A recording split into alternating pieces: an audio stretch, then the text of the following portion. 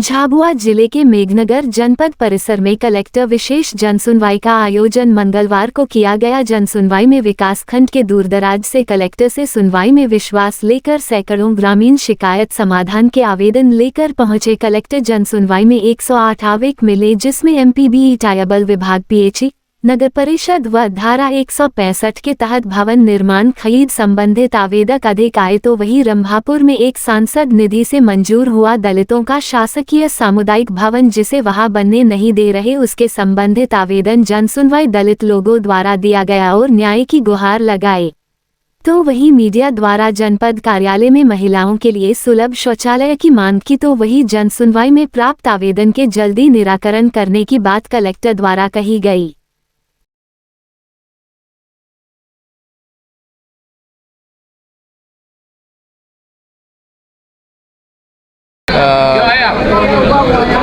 ग्राम पंचायत जामदा से रोड का आवेदन देने के लिए आवेदन कलेक्टर मैडम को दिए।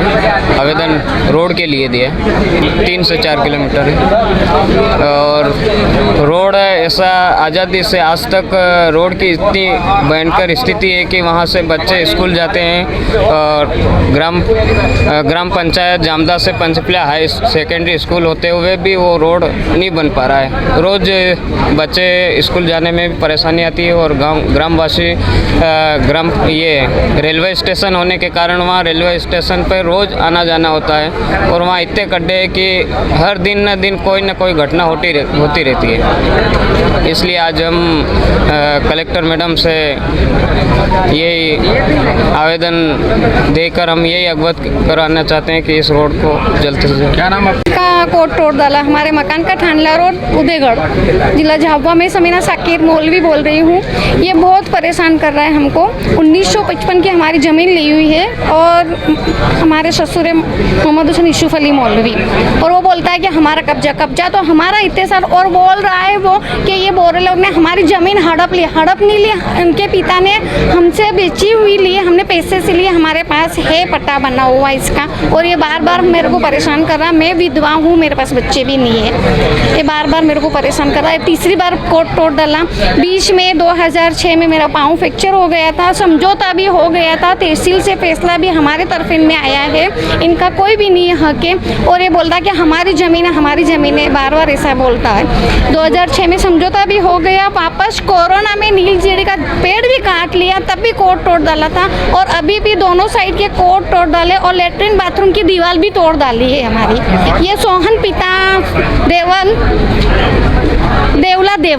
Sohan Thanla road, Udaygarh. Collector ma'am से ये निवेदन करा कि हमारे तांदा ग्राम में अनास नदी पे स्टॉप डैम बना था, तो उनकी वजह से अभी पानी ज़्यादा भर गया, इसी कारण से हमारे आदिवासी की ज़मीन पूरा फसल नष्ट हो गया। तो हमारा ये निवेदन है कि आप जो फसल नष्ट हो रही है उनका कुछ मुआवजा देने का कष्ट करें, ऐसे करके हमें कलेक्टर मैडम को आवेदन दिया।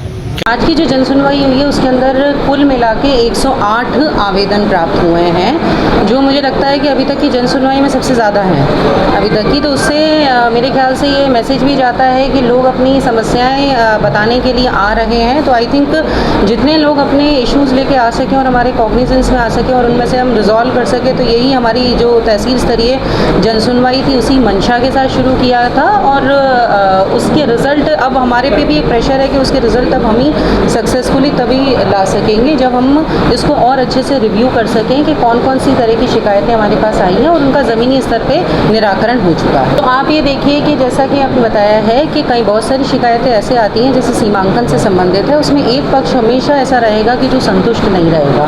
हमें इस चीज़ को जुडिशियसली इस चीज़ से देखना है कि जो नियम है उसके अनुसार जो निराकरण हुआ है वो सही है कि नहीं। आपने बहुत ही इम्पॉर्टेंट इशू है जो कि आपने संज्ञान में लाया है। महिला शौचालय हर जगह होना चाहिए, क्योंकि जैसा कि आपने देखा होगा कि हॉस्पिटल्स वगैरह में भी हम लोग इंश्योर कर रहे हैं कि हमारे जितना भी लेडी नर्सिंग स्टाफ है या लेडी डॉक्टर्स का स्टाफ है उनके लिए भी पृथक से शौचालयों की व्यवस्था रहे। उसी प्रकार से आपने कहा है तो यहाँ पे भी हम लोग शौचालय आवश्यक तौर पे बनवाएंगे। आज हमारे साथ सीईओ जिला पंचायत भी उपस्थित हैं और जनपद का और जो जिला पंचायत होता है वो NRLM की सीधी जो जिम्मेदारी है वो जिला पंचायत पे आती है। तो हम लोग इंश्योर करेंगे कि आपने जो इशू उठाया है उसको रिजॉल्व कर सकें। रंभापुर का जो सामुदायिक केंद्र, रंभापुर का जो सामुदायिक केंद्र है वो सांसद निधि से स्वीकृत होना बताया गया है। एक बार मुझे उनका जो सैंक्शन ऑर्डर है वो देखना पड़ेगा। उसके उपरांत एसडीएम को निर्देशित किया गया है कि एक बार जनपद सीईओ साहब के साथ ये लोग कोऑर्डिनेट करें, क्योंकि सैंक्शन हुई है एक बिल्डिंग, तो उसको आवश्यक तौर पे बनाना है और हम लोग देखेंगे कि इसको हम जल्दी रिजॉल्व कर सकें। 2 इश्यूज़ उनके द्वारा रेज़ किए गए थे। एक इशू ये रेज़ किया गया था कि पूर्व में एक सामुदायिक भवन बना था, दूसरा ये था कि वो स्वयं सामुदायिक भवन बनवाना चाह रहे हैं, जिसके लिए वो लोग जगह का चिन्हांकन करवाना चाह रहे हैं।